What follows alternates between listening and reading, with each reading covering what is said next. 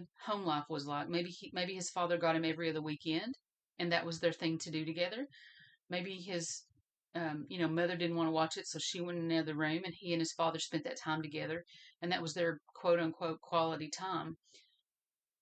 I don't know how you reach parents and let them know how completely inappropriate it is to allow a child to watch this kind of show, especially during those critical development years. Unbelievable that you would think that it was just harmless fun and that it's no big deal. And what that translates to is, if you can sit down and watch something like Saw, um, I mean, I don't even know the names of many of those, again, because I won't watch them. But if your child can sit down and tell you all about these kind of things and they have no reaction to it, no feral reaction to it where you would be repulsed or confused or scared, there's a problem. That's a big problem with that child's development, their brain development, what they're getting used to seeing. We become very numb to things. I remember years and years ago when I was young, you never saw a lot of sex on TV. I mean, you can rent a movie and there would be sex in that movie, but you didn't see a lot of that. And so that's why, like, rated X movies or triple X movies and stuff, they were so taboo. It just wasn't done. But now sexuality is such a part of our society that we don't even blink when we are watching a show on TV at 7 o'clock at night with our children with us, and they're having a sex scene right in front of our children. And it's desensitizing us. We're desensitizing our children to the horrificness of violence, as well as that sexuality that is so very prominent. I talk about that a lot in our development class because, that those specific ages where those children have the fastest, their brain is growing at its fastest. Interjecting things like this, whether we believe it or not, cause trauma. They cause us to not have a proper development of the brain. And yes, I do believe it can cause us to be unknowingly creating violent offenders. And violent offenders includes, people who abuse other people physically, who rape other people, who murder other people, torture other people. There's many, many, many, many different categories of abuse. And so we can look at all of those and probably find some link to an influence in early childhood. So I do understand what Simpson was saying. You can blame it on this and blame it on that, but the fact of the matter is, it's probably a culmination of many things, and it needs to change. Now, in '99, lawyers for Thompson and Venables appealed to the European Court of Human Rights that the boys' trial had not been impartial, since they were too young to follow proceedings and understand an adult court. The European Court dismissed their claim that the trial was inhuman and degrading treatment, but upheld their claim they were denied a fair hearing by the nature of the court proceedings. I'm just going to tell you, I'm glad that the European Court dismissed that claim, because if they understood what they were doing to that boy, which two psychiatrists and psychologists, I think one was a psychiatrist, one was a psychologist, testified at trial that those boys indeed did know if this was right or wrong. They knew the difference. If they know the difference in that type of situation, then they know what was going on in court. Don't tell me they don't know what's going on in court. They are following the proceedings. And furthermore, their attorney should have been, or social worker should have been, helping them all throughout that trial to understand what was going on. So, I'm offended by that. I'm offended that someone would say, well, they didn't get fair treatment. That 2-year-old didn't get fair treatment either. Neither did his family. So don't they've been sentenced. Let them serve their sentence. It just frustrates me so much that we have such time and money wasted in court systems on appeals and appeals and appeals and appeals. And yes, I do know that there are people who are innocent and put in jail, and those do deserve to have appeals. I know that there's no way to make this perfect. It's just, it's so frustrating to me, and it's so disturbing. And if I were the parents of a victim, I would, to my last breath, make sure that whoever did that stayed in jail till they died. I just would. That would be my mission in life. And I kind of feel like I want to do that for these people who have suffered. It's just so sad. It's just so sad. So the European court also held that Michael Howard's intervention had led to a highly charged atmosphere, which resulted in an unfair judgment. Remember when we talked about the 280,000 signatures? That, again, unprecedented. And so that really should not have been used to influence the court's decision. And it really was an unfair judgment, if you look at it literally from the clinical side. But I think that it was a good decision, and that they need to be in jail for a longer period of time.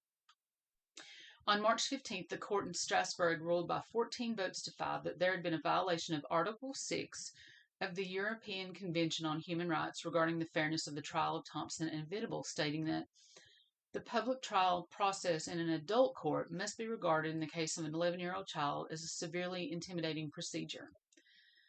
In September of 1999, Bulger's parents applied to the European Court of Human Rights but failed to persuade the court that a victim of a crime has the right to be involved in determining the sentence of the perpetrator.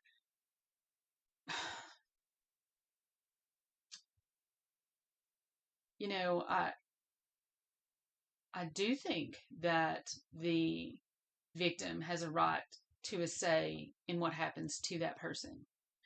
We've seen that in many cases where, the victims will actually give mercy and say, I don't want them to be killed. I would be happy with them just, being life in prison, getting life in prison. To me, it's whatever helps that family get through this. Whatever they can live with, I feel like is fair. As long as it doesn't, break the law per se. But that's a fine line, it's a very fine line. That European court case led to the new Lord Chief Justice, Lord Wolfe, reviewing the minimum sentence, and in October 2000, he recommended the tariff be reduced from 10 to 8 years, adding that young offenders' institutions were a corrosive atmosphere for the juveniles. And here is another argument. And it's validated. It's valid because there's research to prove it.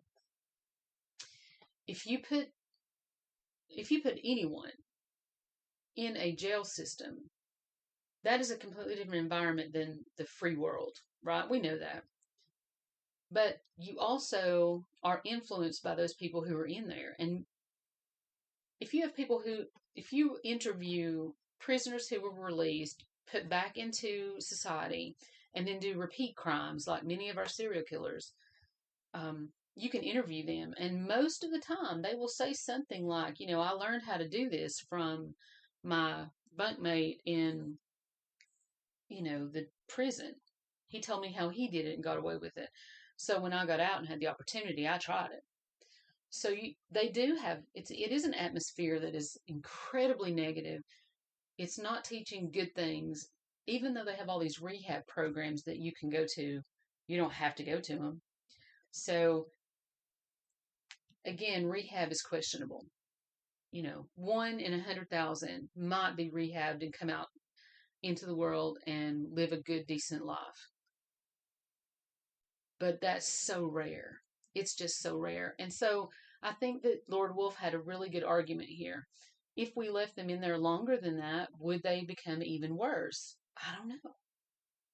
I personally don't think they deserve a second chance. I don't think they did. I feel like they did their deed when they were 10 years old. It was so horrific that they do not need to be out in the world free. In June of 2001, after a 6-month review, the parole board ruled the boys were no longer a threat to public safety and could be released as their minimum tariff had expired in February of that year. The Home Secretary, David Blunkett, approved the decision, and they were released a few weeks later on a life license after serving 8 years. And what that means is that life license, it can't be expunged from their record. It will always follow them. They were given new identities and moved to secret locations under a witness protection style action. The terms of their release included the following. They were not allowed to contact each other or Bulger's family, which reflects the fact that we know children are influenced by other people. And so whichever one was the mastermind of this was persuasive enough to talk the other person into helping. And so them not being allowed to contact each other is very standard. They're prohibited from visiting the Merseyside region. Curfews may be imposed on them, and they must report to probation officers. Breach of those rules would make them liable to be returned to prison, and if they were deemed to be a risk to the public, they would be returned to prison. An injunction was imposed on the news media after the trial, preventing the publication of details about the boys. The injunction was kept in force following their release on parole, so their new identities and locations could not be published.